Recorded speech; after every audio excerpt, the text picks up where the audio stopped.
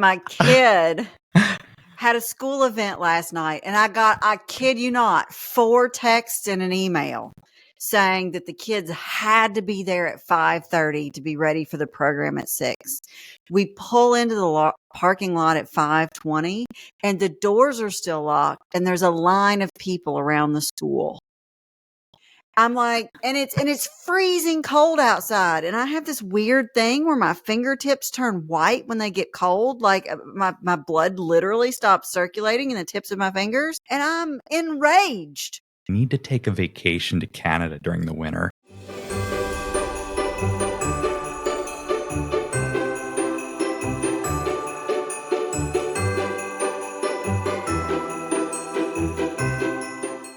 Welcome to another episode of the Cloud Gambit. We are approaching the end of 2024, and this is actually going to be the last episode going out for 2024.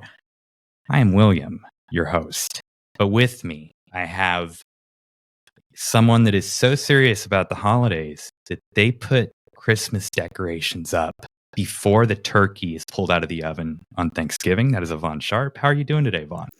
Hello. And absolutely, I fully own the pre-decorating. In my defense, we were trying to have a holiday party that preceded a lot of the other holiday parties so that people's schedules would be more open and could make it. I'm not sure that it was effective, though, because people are busy. Everybody's busy. Now, we had 25, 30 people in the house that day, and we had a great time. You were at your kids' hockey tournament, so you didn't make it, which I will try to forgive you for that. But yeah, we had all of our decorations up 2 weeks before Thanksgiving in my house. That's very, you know what? This is one of my first pieces of holiday decor. I'm just going to wear this thing. I should have brought a holiday hat. I didn't. And look, it's not even the regular one. It's checkered. It's like a flannel. It's awesome. It's perfect for a Kentuckian. Exactly. There we go. I just need the actual flannel. I look like a lumberjack. Give me an axe and some wood to chop. Yeah, it's great. Gotcha. So, anyhow, so this episode, Eyvonne and I were talking, and we're like, you know what? It's the end of the year, and this has been a crazy year. A lot has happened, both personally, professionally. The world markets, everything seems to be a little crazy. But we thought, you know what? Why not have an episode and just kind of look back and just take a time to reflect? It's our retrospective. Love it. So that is what we are going to do. Do you want to kick us off, Eyvonne?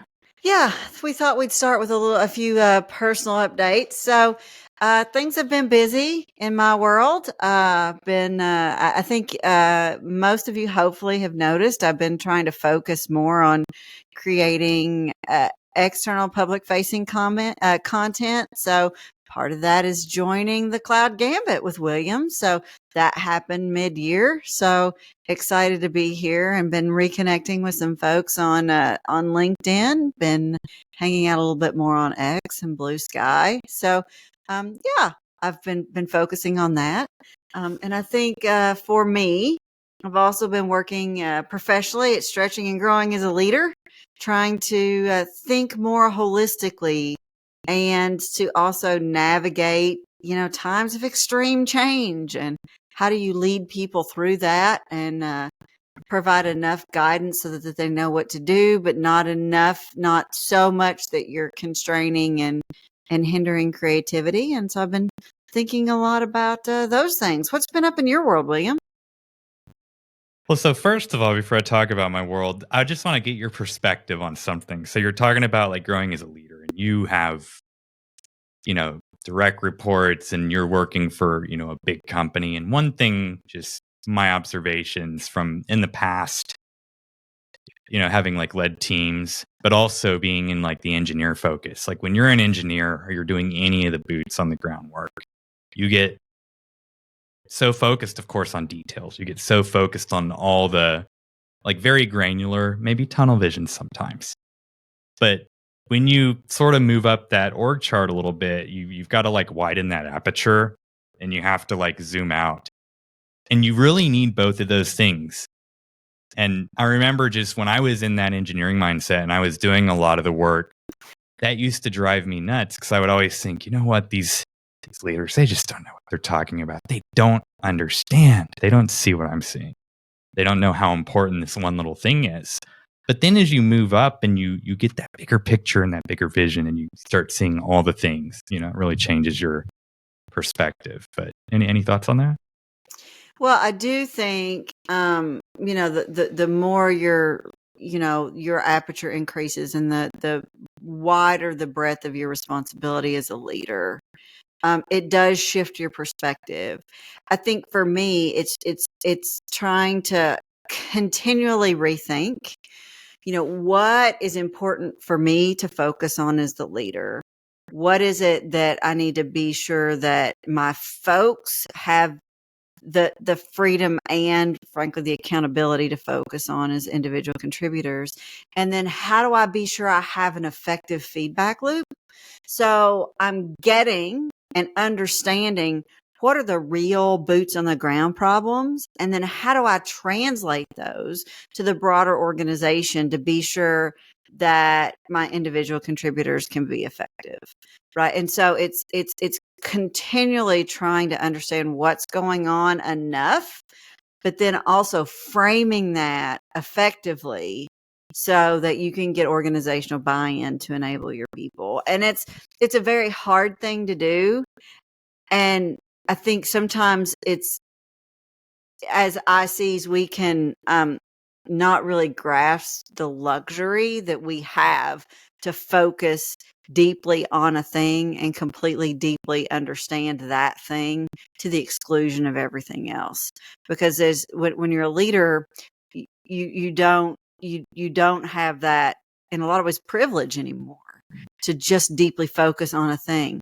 You've got competing priorities that you have to think about, different stakeholders within the org that who you need to satisfy, both just existentially and for the business. So it's a very different, it's just a very different job. Yeah. You said that perfectly. I doubt that. Better than I would have anyway, but yeah. So yeah, personal here, aside from, traveling for work and stuff, my son plays travel hockey and they are crushing it this year. So he's 10 and under. Amazing.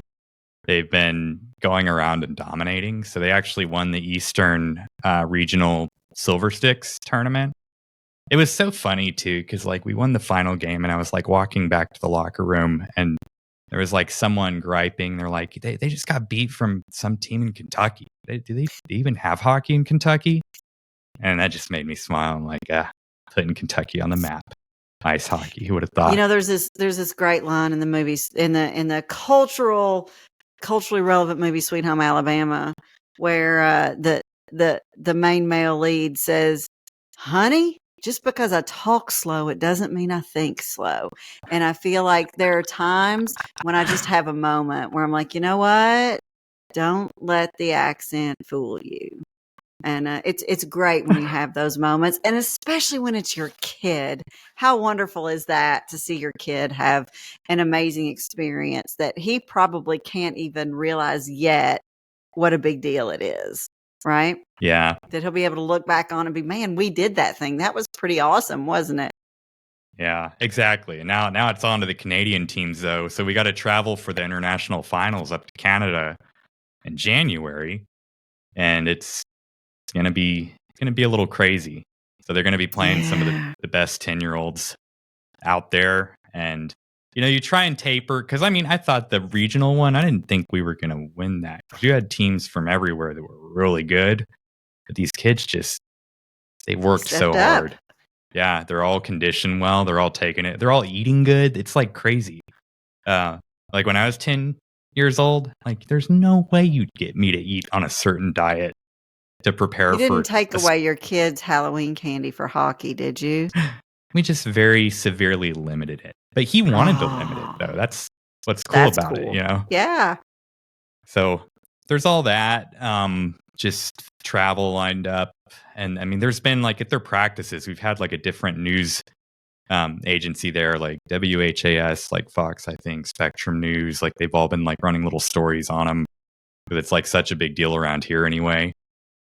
Made for The TV mayor movie. tweeted out about it. The governor tweeted out. What was that? A made for TV movie. Yeah, like one of these I should have great been documenting this underdog whole sports time. story. Yeah, I You should have missed been it, man. documenting. I missed the moment. Yeah. But yeah. Other than that, we have a new addition to the family. She's new family over 3 member? months now. Yeah. Yeah. Oh, And let me tell you, awesome.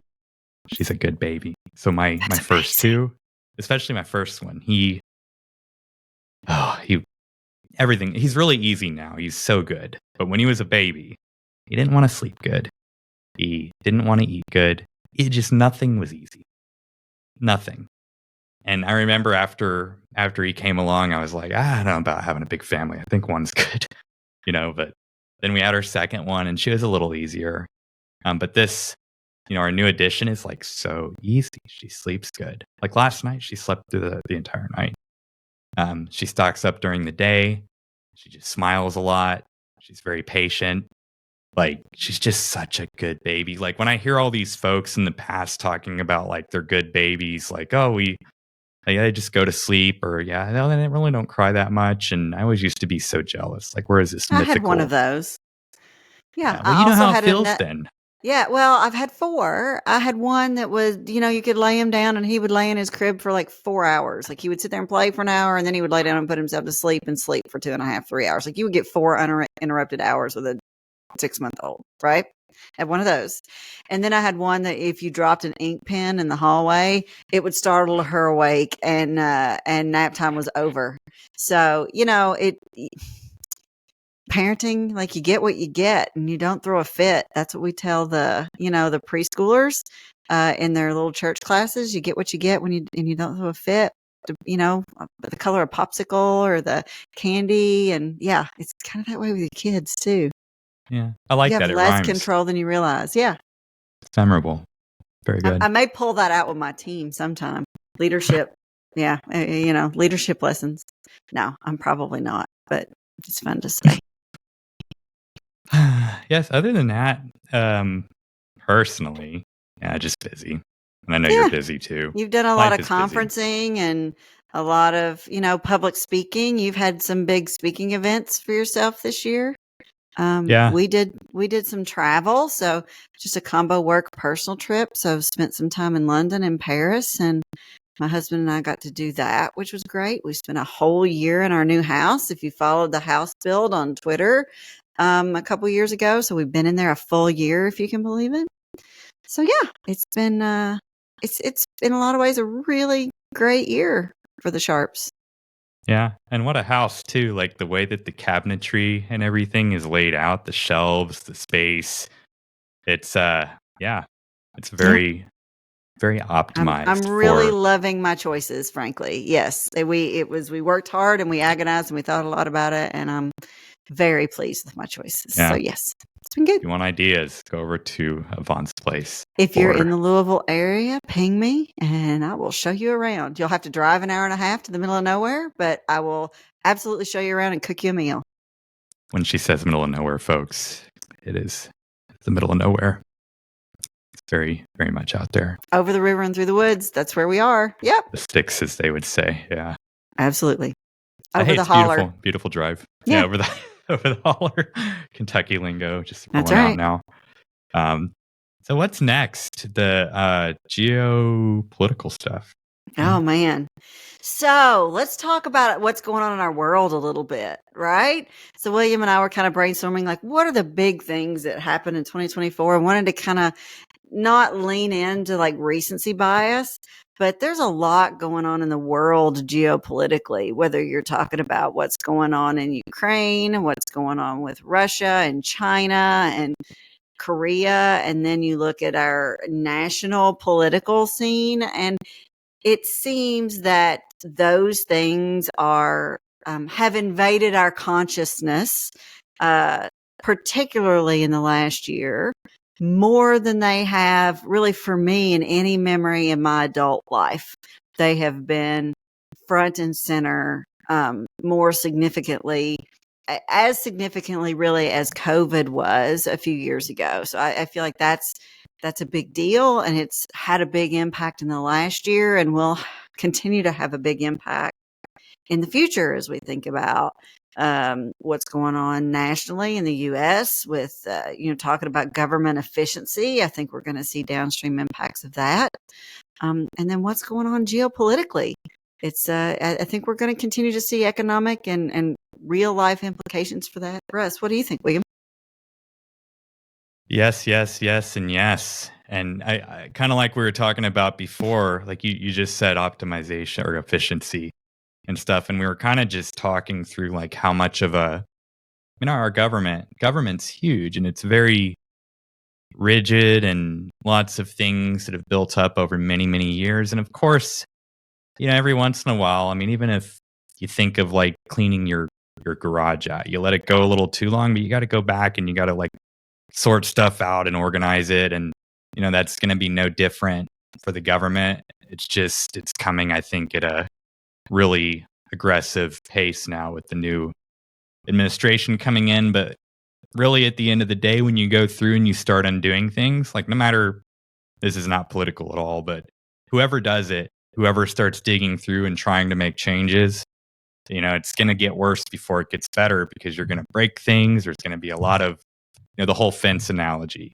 that Eyvonne uses sometimes. You don't want to tear down that fence until you know why, why someone put it up. So, yeah, I think there's going to be some major, I don't want to use consequences, sounds so terrible because you need to go back and you need to make things more efficient.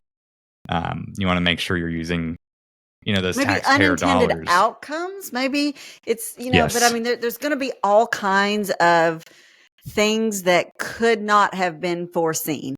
It is just when you look at our government and the geopolitical climate, it's so complex that there is no way.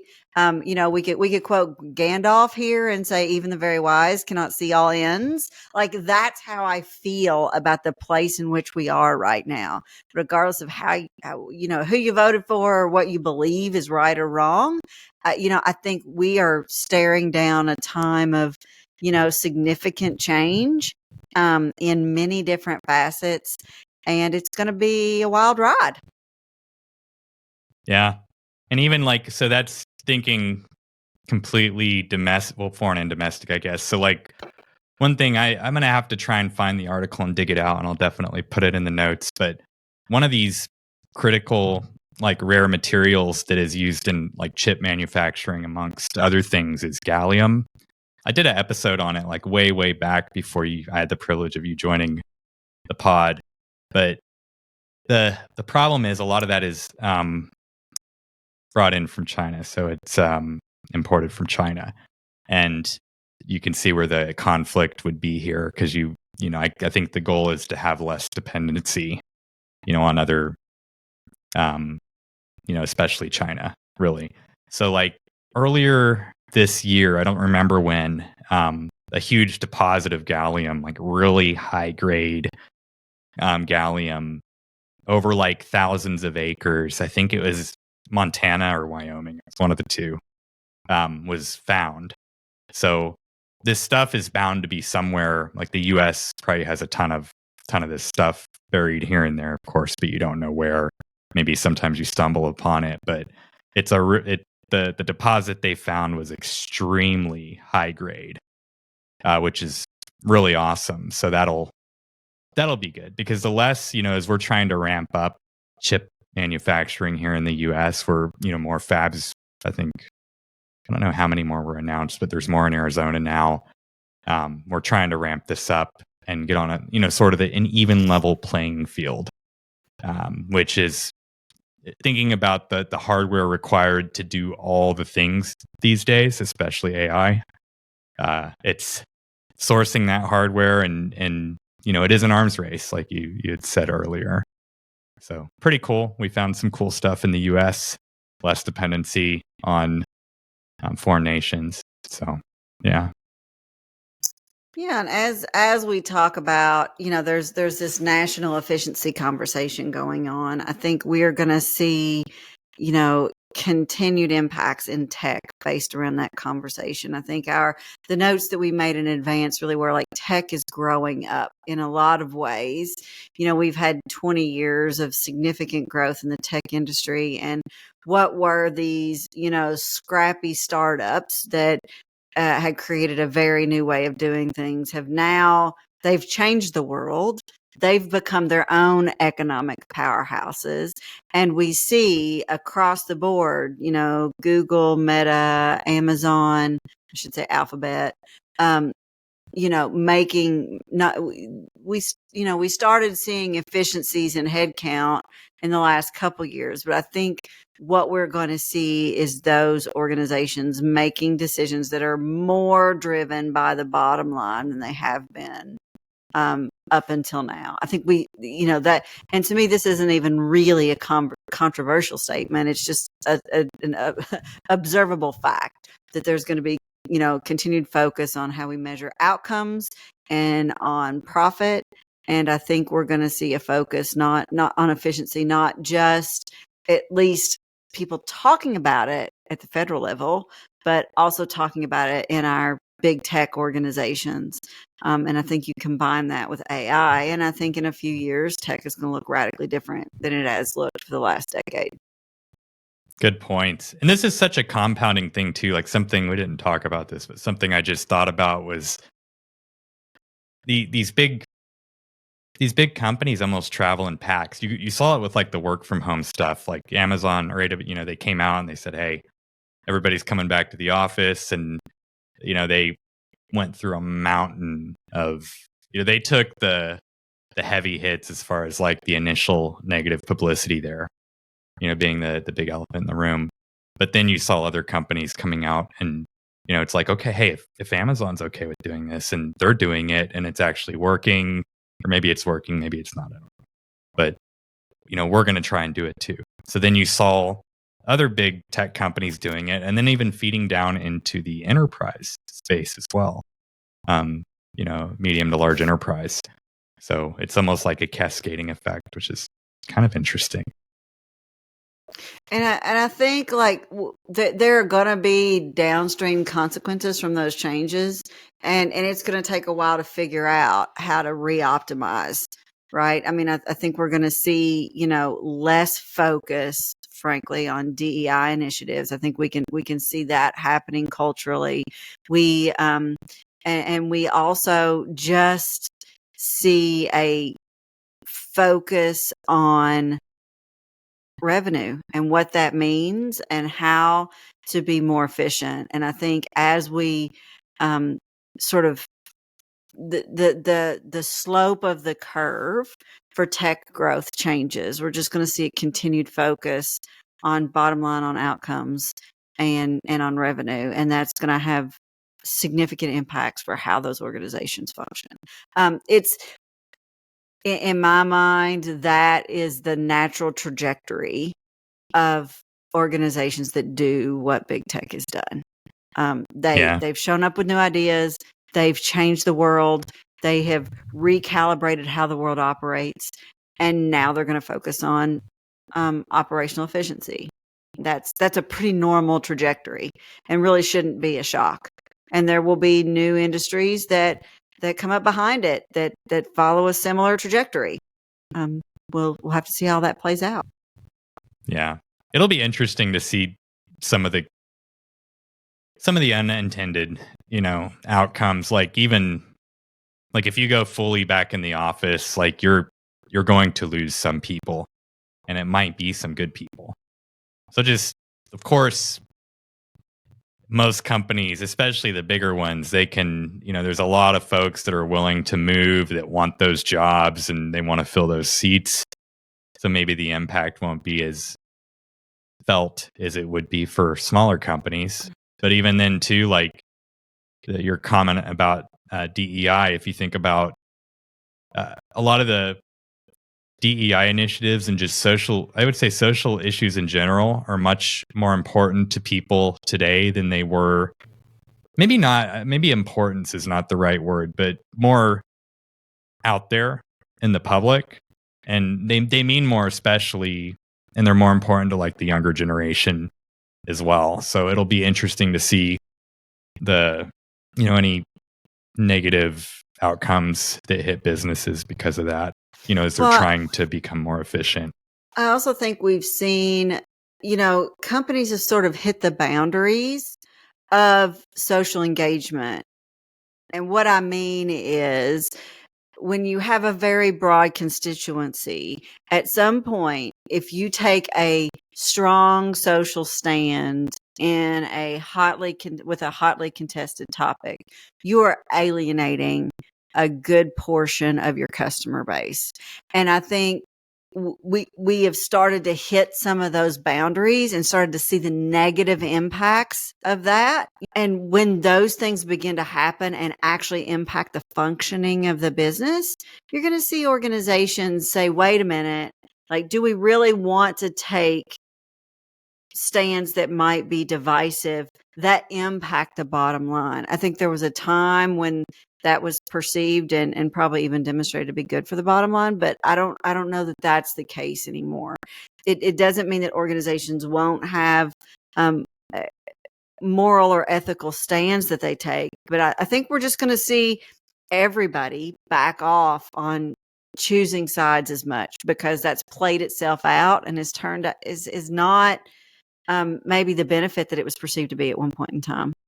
Yeah. And plus, if you say you have two different scenarios, or you have two different options or two different stances you can take, stance A and stance B.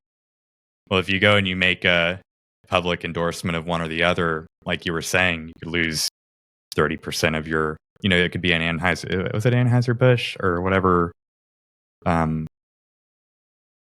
beer I think it was manufacturer. Yeah. Yeah.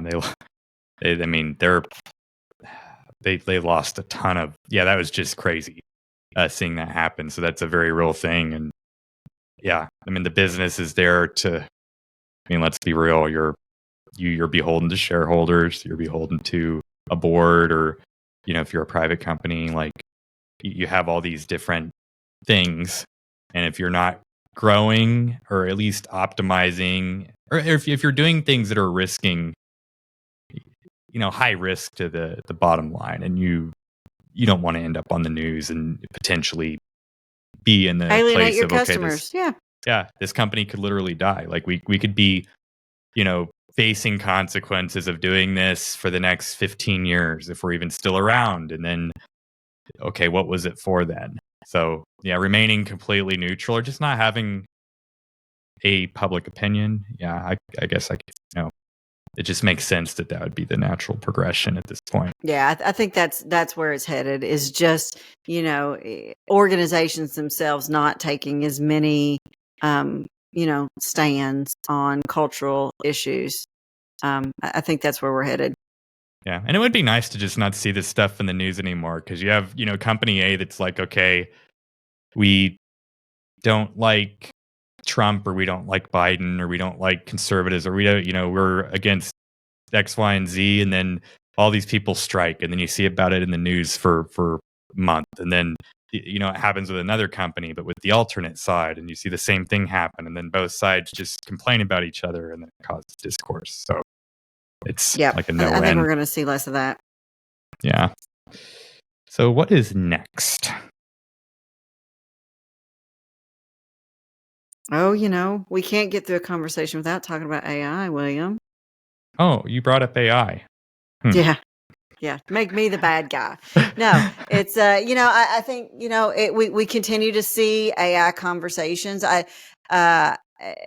Increasing, but I also think that we're starting to flesh out more where it fits, where it makes sense. We've got, our friends like John Capobianco out there talking about how to do AI and networking and how to really gain efficiency. And I think the world is beginning to understand it a little bit more. There's still a ton of hype. but we're going to keep talking about it. It's going to be important for a long time to come. It's like saying maybe that there will be a day when we don't talk about like mobile phones anymore, and it's like they're never going away. They're part of our life now, and we're going to be continually talking about apps and new use cases and how we're using that technology to change our lives in the world. And AI is going to be the same thing. Like if you're hoping that someday we're not going to be talking about it anymore, I'm afraid you're going to be sorely disappointed. I totally agree. And with that, so I don't know if you've heard of this company, Google, by any chance. They have a cloud platform. Time or two. Called Google Cloud Platform. So they developed so one thing I wanted to talk about anyway was like, okay, if I can look back through 2024, what was like something that stood out to me as far as like a gigantic like wow, like tech innovation. And so this sort of fits in neatly with AI as well, but hold on, I actually copied a summary so I can just read it. So Google has developed a new quantum chip called Willow. I like that name, by the way. Good job, Google. Which significantly reduces errors as it scales up, a major breakthrough in quantum error correction. Willow also performed a computation in under 5 minutes that would take a supercomputer 10 septillion years, demonstrating its potential for solving complex problems beyond the reach of classical computers. This achievement marks a significant step towards building commercially relevant quantum computers that can revolutionize fields like medicine, energy, and AI. And this is just such a cool thing, because if you think of like we were talking about, before we hit the record button, but this quantum computing thing is really kind of a crazy paradigm to like wrap your head around. So like in the traditional sense, like a classical computer, everything is ones and zeros. So things are processed in a sense through these things called logic gates with conditional type things. So these gates basically take up to 2 bits, 1 or a 0 is like inputs and go into the machine, and then they return a single bit as an output. And when you think of like quantum, there's these things called qubits, like Q quantum bits. And it's, I don't know if the right word is three-dimensional. No, it wouldn't be three-dimensional. That doesn't make any sense. It's like a two-dimensional vector of numbers, like real numbers. So basically it can hold a lot of information, rather than just a single bit. But the problem then becomes erroring out, because if you think of like an individual qubit, it's almost like, I heard AI described as like a game of probabilities a while back. There's a talk on YouTube. Again, I'll try and go back and find it, but it was a really good one. But this is almost like a distribution of probability in a sense, and averages. So because you don't have a concrete value, and then you have, you end up getting into a thing of like the observer effect as well. And this is why in the article, they mention like the multiverse. There's a little blurb in there. Can I read that sentence? Please do. It's talking about the size of the numbers and the speed of the computation. And it says this mind-boggling number exceeds known timescales in physics and vastly exceeds the age of the universe. It lends credence to the notion that quantum computation occurs in many parallel universes, in line with the idea that we live in a multiverse, a prediction first made by David Deutsch. So this is next level, otherworldly, literally kind of discovery. That is a bold, crazy sounding statement. But that when you is think a bold, about it, crazy sounding statement. Yes. Yeah. But it, like these qubits, though, like if you think of like in this quantum machine, if you will, each of the qubits, like the whatever 64 qubits, they can all kind of like talk and communicate through this phenomenon, again known as like quantum entanglement. And that's where you see, honestly, like I was watching this new TV show like that came out a few months ago called Dark Matter. Really cool show. But yeah, it goes into like, it kind of like takes everything we're talking about, and it's from a book first. And the book, I actually went back and read the book. The book's so much better than the show. So if you're listening, read the book or listen to the book. Great book. But it kind of goes in and takes a lot of these principles and applies it into a really compelling and engaging and awesome narrative from an author named Blake Crouch, I think his name is. So, yeah, very cool.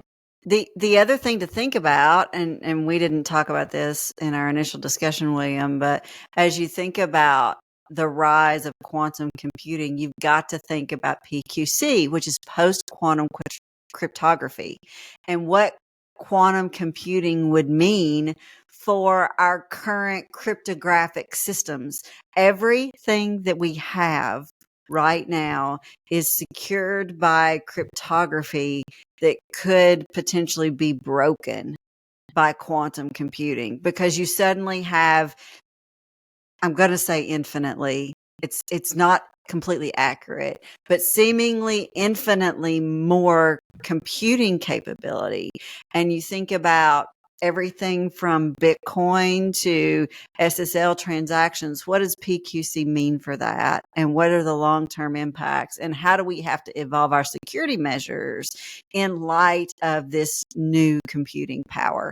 It's really, it's a lot to think about, and it's going to be an interesting evolution to watch over the next few years as quantum computing begins to become a true reality at a scale beyond what Google can prove in their lab, right? Yeah, and like back to that summary, like it was like taking steps towards building commercially relevant quantum computers, because right now it's like I see all this game breaking research with quantum computers over the past 5 years, and it's mostly like nothing burgers. There are a few, IBM and so forth that have actually built these things out, but when you think of like commercially relevant, it's like, okay, this technology can be used and has an impact on the rest of us, and that's where this is going. This is just one of those steps in this big staircase. But it always starts in a lab somewhere, right?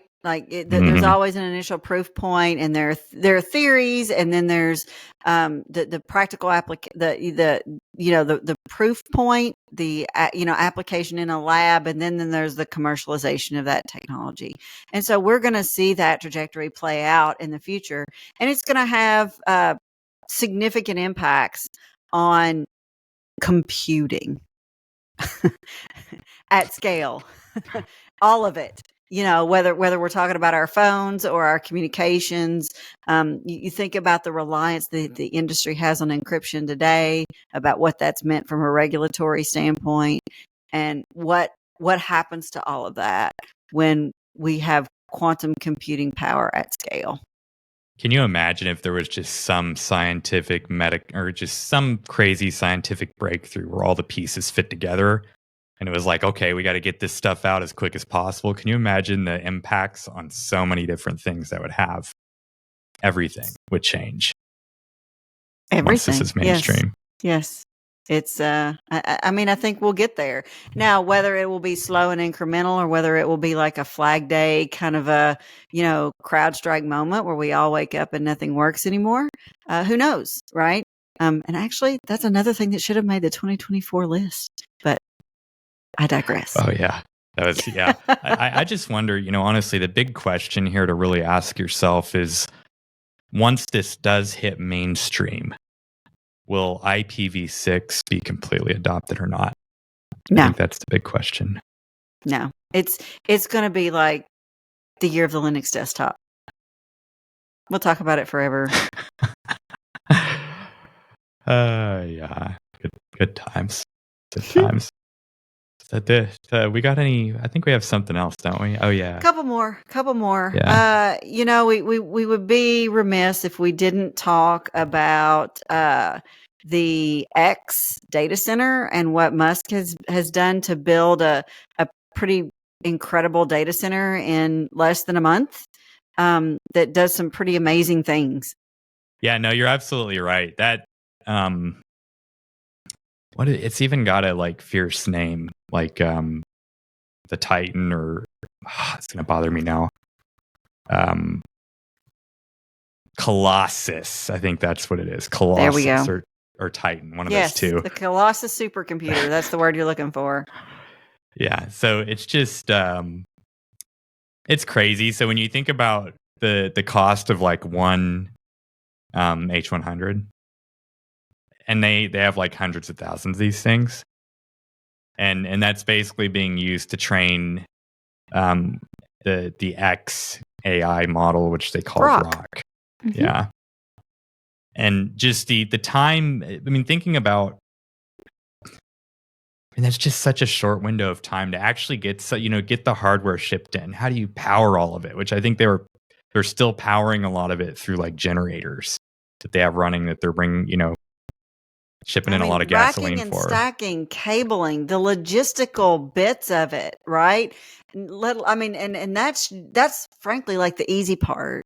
Like the architecture, the distributed configuration, all of that.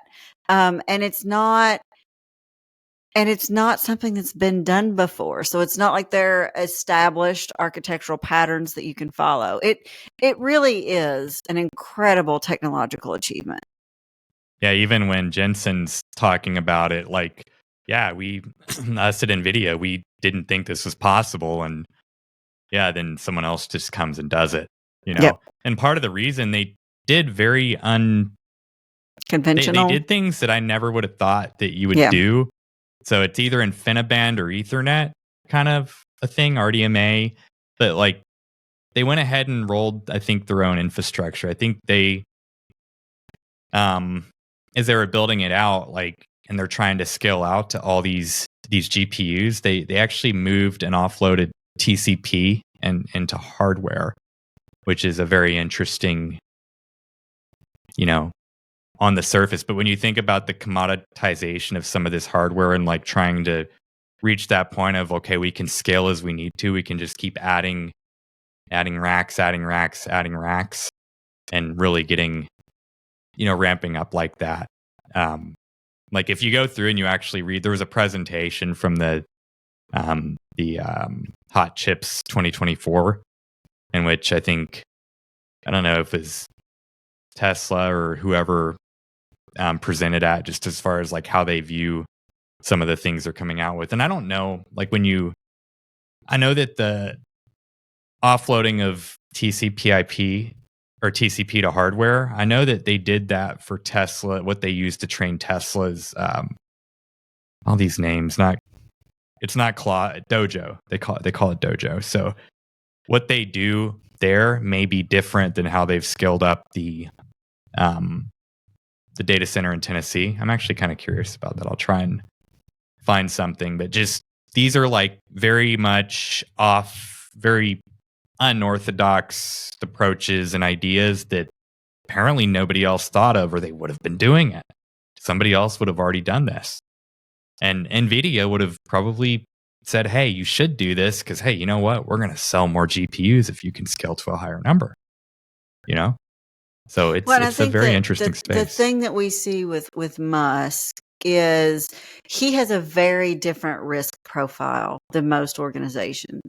He is concerned more about accomplishing the thing than he is about the profitability of that, which interestingly enough has been a pretty profitable approach for him, right? Apparently, But yeah. he hey, I want to do this.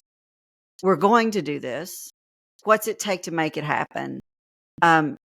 Screw all the objective realities we think we know. Like throw those out the window. Let's start at the beginning. Let's say we're going to do this. Now, what do we need to do to get it done? And I think that approach has been incredibly effective. Now, there's collateral damage when you take that approach that we've all seen. Oh yeah. That can be true, and at the same time, this is an incredible technological feat. It just there's no other way to see it. Two things can be true at the same time. Always. Yep. Yeah. Yep.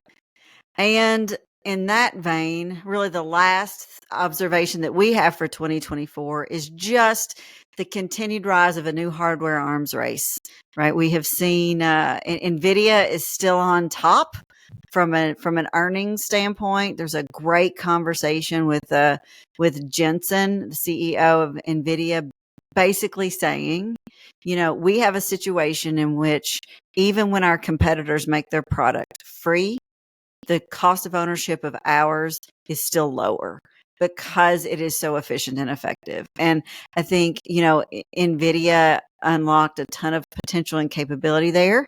And so we see this new hardware arms race. We see NVIDIA doing well. We see AMD doing well. We see Broadcom doing well.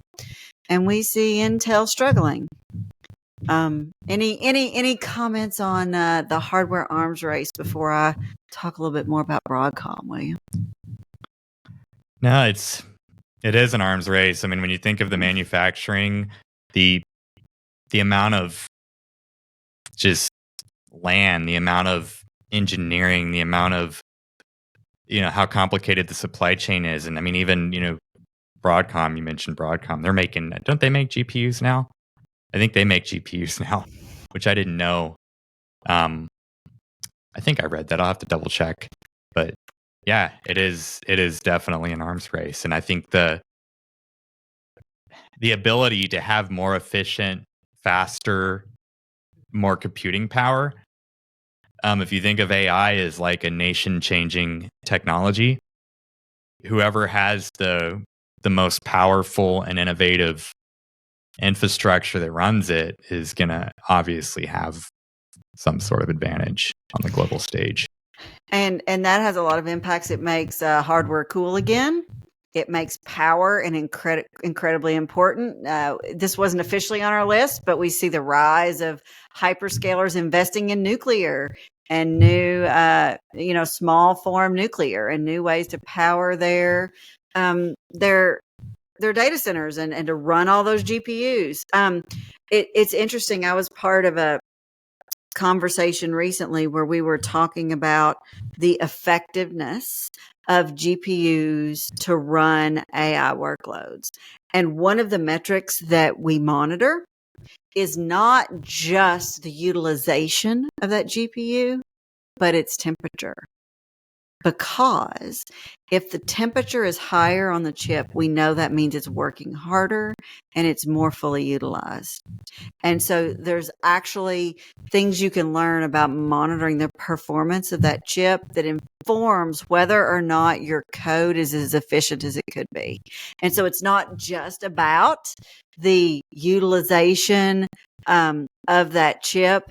It is how hot is it running? And are we getting the most out of it that we could?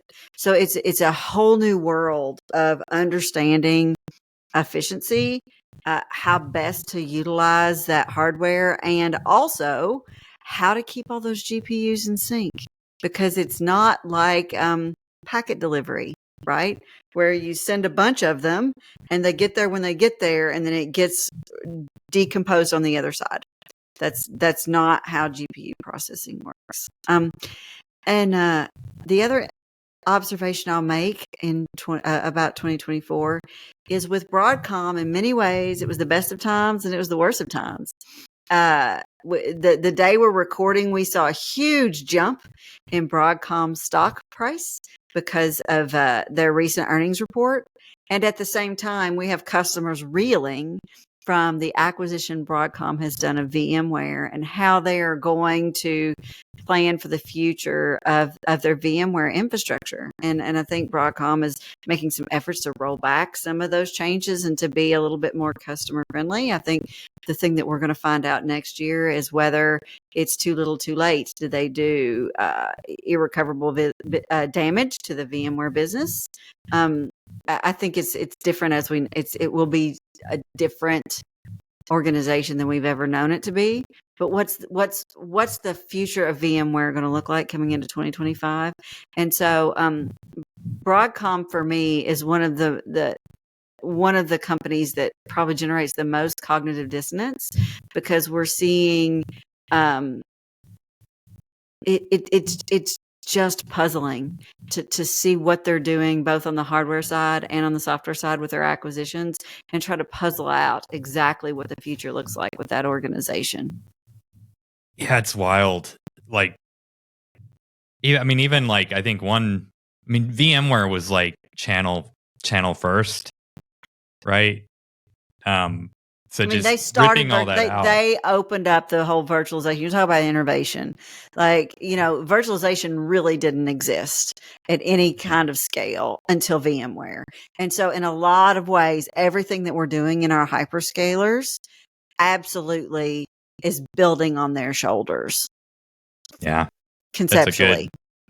I remember, so I was in tech. That was actually when I first started getting into tech.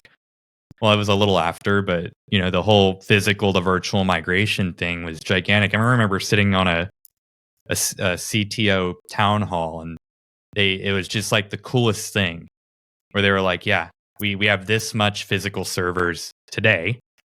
This time next year, this percentage of that is going to be completely virtualized." So you had this whole numbers game, but then you started seeing it happening. That's how I got into VMware, and it was just a huge game changer. And you think of how. Go ahead. Well, I was just going to say, it was an incredibly necessary technology when it happened in the early 2000s, because organizations had built out data centers. They had expanded to the max capacity of their floor space. Either they couldn't get more power, which is very similar to what we're seeing, or they just didn't have the floor space to put more gear. And I remember working for an organization that was like, we have reduced our entire data center footprint down to 12 floor tiles. Right. By virtualization and by, implementing this consolidation, and the financial benefit for that was incredible. I think, and that kind of innovation isn't over. It's just going to happen differently. But it was, it was huge. You just can't hardly quantify what a big deal that was. And it was every enterprise of any size across the whole world. And I just checked, Broadcom stock is up 24% today. Wow. Despite all of the craziness with VMware. So, regardless of how you feel about Hawk, his business from a numbers perspective is through the roof. Yeah. It's interesting times. Interesting times. And I think if they dial back, if they're showing, of course, they're going to make changes if it's affecting their bottom line. But, ripping out the channel game and then saying, hey, we're going to direct sell all this stuff. Most people that work in this industry could have said, hey, that's not a good idea. But I think they're trying to reverse that now. And they're trying to do some reversals of some of the bigger oopsies. Because, hey, VMware has great competition out there. The technology's out there. You've got Proxmox, which is a fantastic hypervisor, and all that it takes is a lot of those alienated partners to wrap up and scale up their business model to start, and then there it turns into a rising tide raises all ships thing, because the partners are winning.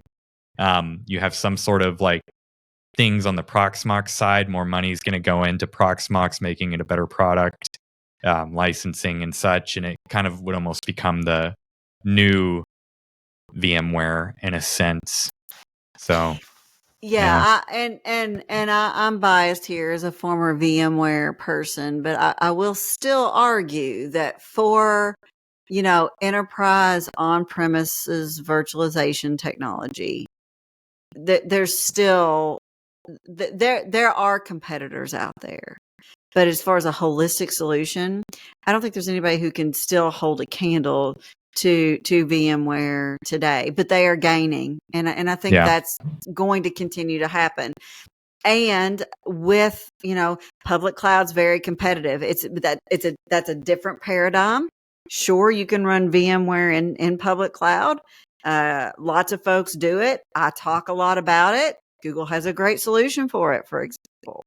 But we're also just seeing a huge paradigm shift from the center of gravity not being OS based virtualization hosts, it's container based workloads, or it's other higher order, platform services. And so, I think that shift is as the industry matures, as software continues to be developed, that's the direction the industry's moving. Full stop. There are still going to be VM workloads for decades. Just like there are still mainframes out there doing their thing. I mean, I work in infrastructure, and so a ton of my career is still centered on those kinds of workloads, and they're incredibly important. At the same time, the time stops for no man or woman, and things are going to continue to march forward. Yeah, I hope mainframes don't go away in my lifetime. They're so pretty. The zero downtimes from IBM, they're beautiful inside. It's like looking into Optimus Prime, like the Matrix. Like those things are so cool looking.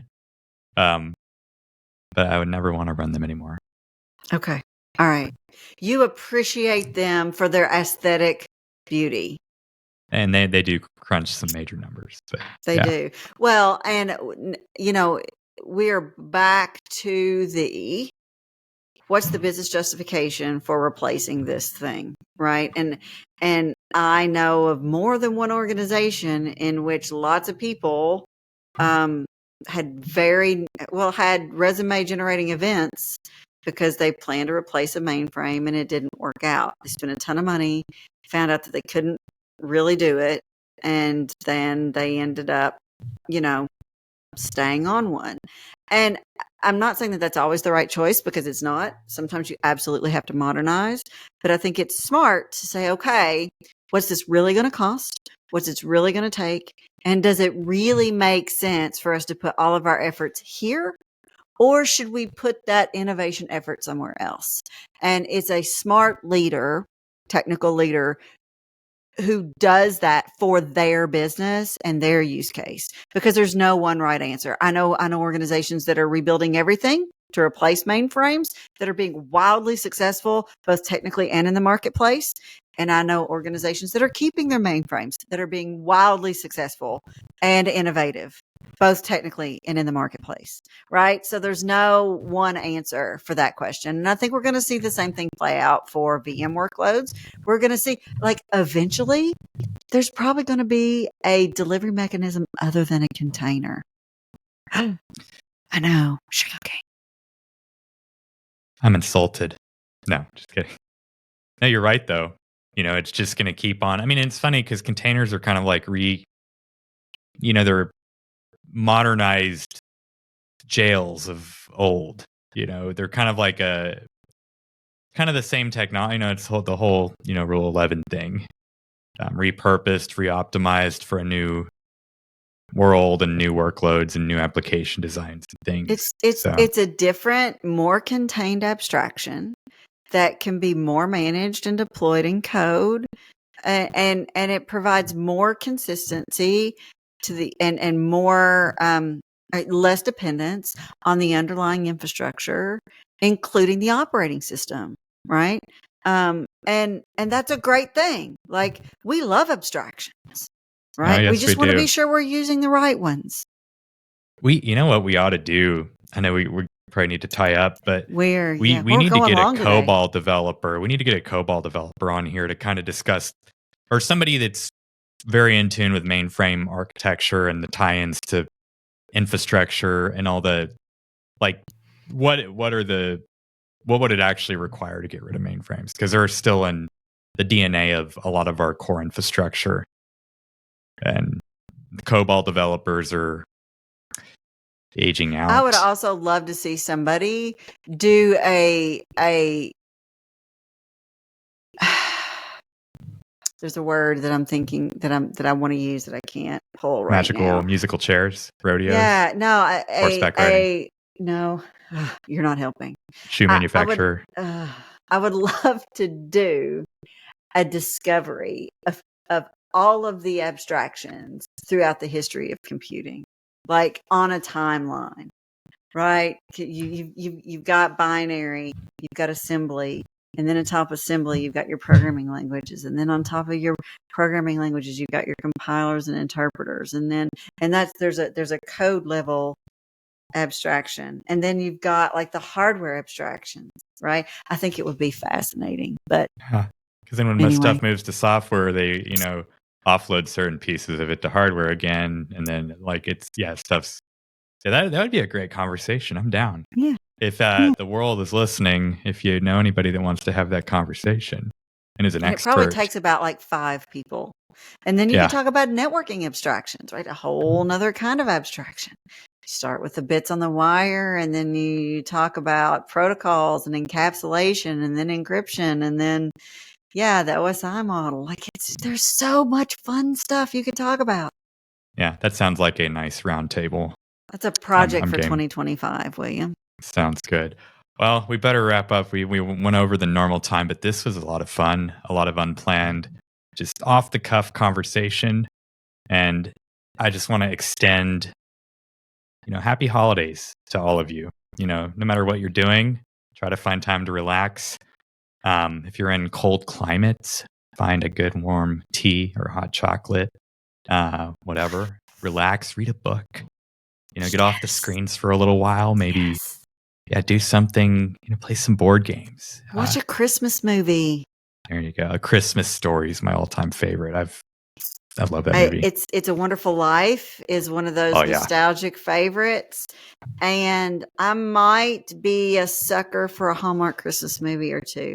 I can't watch too many of them, but every now and then there's something comforting about that. And you can cringe all you want. It's fine. Go watch people blow stuff up. Yeah, I mean, those Hallmark movies are great, though. Like, if I'm really having, like, a hard time sleeping, I can just crank one on and, start catching. I have a few of those, too. Yeah. Hey, there's nothing wrong with that. Nice. Yeah. Nothing wrong with a predictable story when you know what it is and you need just to chill out for a minute. Yeah. Yeah. All right. Whatever you got to do to naturally generate that dopamine, right?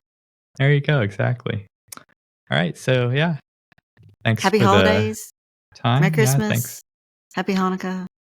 Yeah. However you celebrate.